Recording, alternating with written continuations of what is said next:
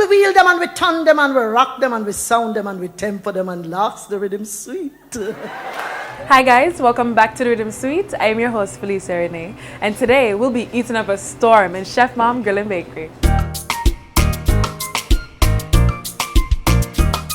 Welcome back guys, we're sitting here with Nicola Campbell, who is the founder and CEO of Chef Mom Grill and Bakery. Thank you, thanks for having me. Of course. So now tell us, what is Chef Mom Grill and Bakery? Well, it is a traditional with authentic dishes Jamaican Caribbean restaurant. Yeah. So now, let's start with the name, Chef Mom. Where did it come from? It happened by accident. When I was graduating from culinary school, in school they call everyone chef. So my kids who are much younger than was confused, like, should we call you mom or chef? So we said, why not both? And that's how the name came up, Chef Mom, and we had it long before the business even started. Really? So how long has the business been in business? Well, we've been around since 2012 until Hurricane Sandy happened and we got completely destroyed.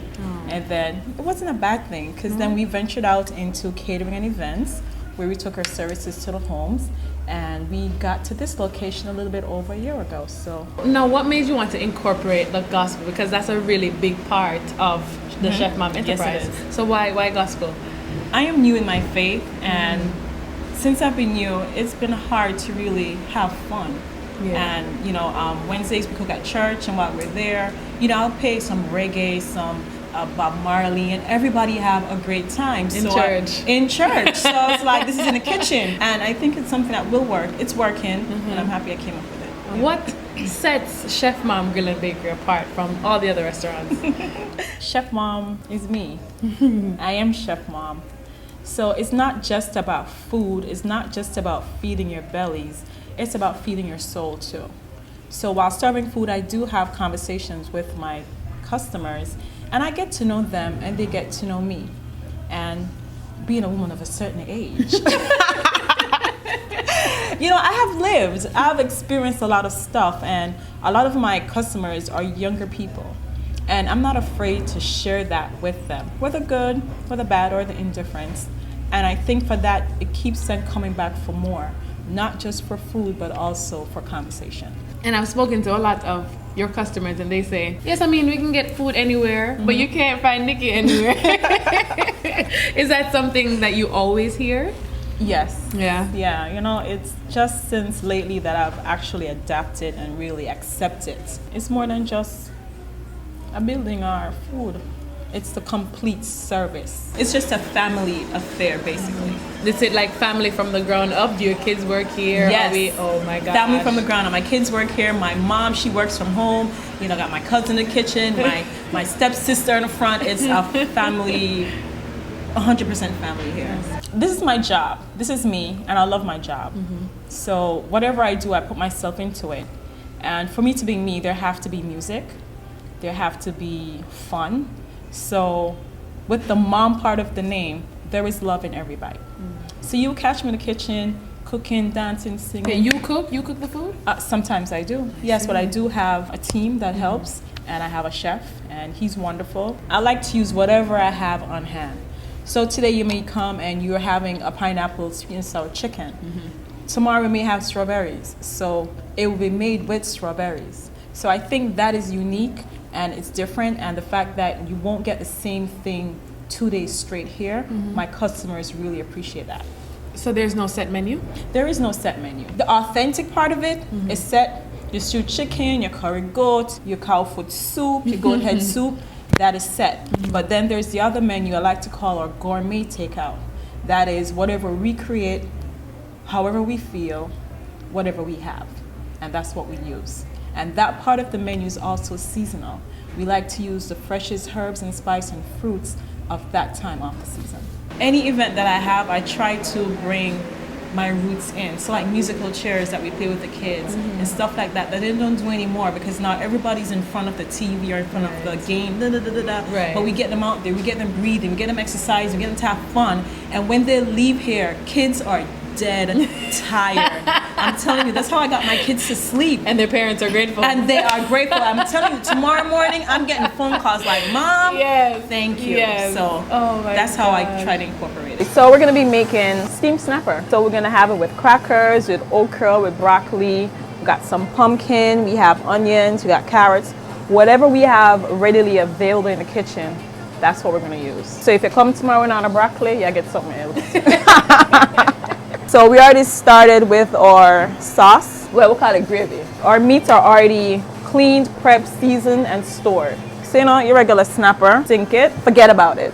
All right, so we get our pumpkin, we got our carrots. So we'll get our onions ready. Go Felisa! Go Felisa!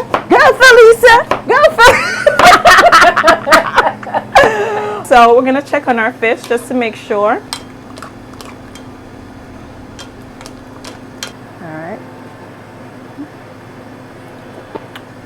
Wow. And basically that's it. Isn't that beautiful? What would you say motivated you to open a business? There is a need here for great quality service. I was back home in Jamaica visiting a few years back, and I went to a prominent restaurant. Felicia, the service was horrible. I got cussed out as a chef, knowing which patty is cooked and uncooked just by looking at it. I got cussed out. And from there, that was a driving force coming back here to provide service where it's not just about food, but making the customer feel welcome and at home. When you come into Chef Mom, we try to make you leave different. You come inside, we try to make you a little bit chirpier. Yeah. Anything that I can say to get you to perk up, I would say it. Most of the time it is true, but I try to find something good to tell someone every day. So that kind of motivates me, because I know when I'm not here, my customers come and look for me here. So when I'm not here, something is missing. So that kind of keeps me motivated. If I don't want to come, you know what? Tom Jones is going to miss me today. So you know what? Let me get up and go. Because somebody else just need a shoulder sometimes. And as a mom, I try to give that shoulder, even to a stranger. So service with a smile. Service with a smile. No, my, yeah. When people come into the restaurant and they walk away, what do you want them to walk away with? The memory of me. You. Yeah. Not the food. Not just the not food, but the memory of me. Because I cook the food mostly here. I have, no matter what is being prepared, my hand is in it. Wow. I have to taste the food. I have to see the food to make sure the quality is 100% at all times. So at the end of the day, when they leave here, they're going to remember Chef Mom. Jerk chicken fried rice. Oh, how did you come up with this? We don't like to waste food. So the white rice from yesterday and jerk chicken from yesterday gives you this. So we try to use everything. And that's your nothing, waste nothing. Granny again. What's next for Chef Mom? You'll be seeing us in every borough. Yeah? So you're going to be opening more Chef Mom Green Bakery in every single borough in New York City? With a twist. Guess you have to wait and see. You're not giving nothing again? Nothing at all? Nothing. All right then. We'll just wait and see. No, we'll guys. wait and see. How would you say that your Jamaican roots have influenced Chef Mom? My granny. Yeah? What I know about getting burned by stealing chicken out of the pot. I know about getting hit with a hot spoon for not grating the coconut correct. So my grandmother, and not just her, my mother also. Because believe it or not, I didn't learn how to cook until I was an adult. Really? And I did that over the phone. Mommy, oh, you cook stew peas. Well, you're putting at the pot. Oh, you're... But you know, the funny thing is, she didn't tell me that the first water that you scald a pigtail in to throw it out. So I end up making the stew peas in that same water. Top boat salt, yeah? Felicia, for days, me and my friends were drinking That's water. One. Oh my gosh. My mother and my grandmother, and my grandfather too. Growing up, whatever event we had, food was always the main focus. Kill 2 goat, kill 2 chicken. Food makes anything better. And that's how I was raised. And even for us now, no matter what we're doing, once it's a gathering, there is food. Back home in Spanish Town, from ram goat to yard chicken to the mango off of the tree in the garden, Food is there. food is there. This is Nicola Campbell, aka Chef Mom, and the Riddim Sweet.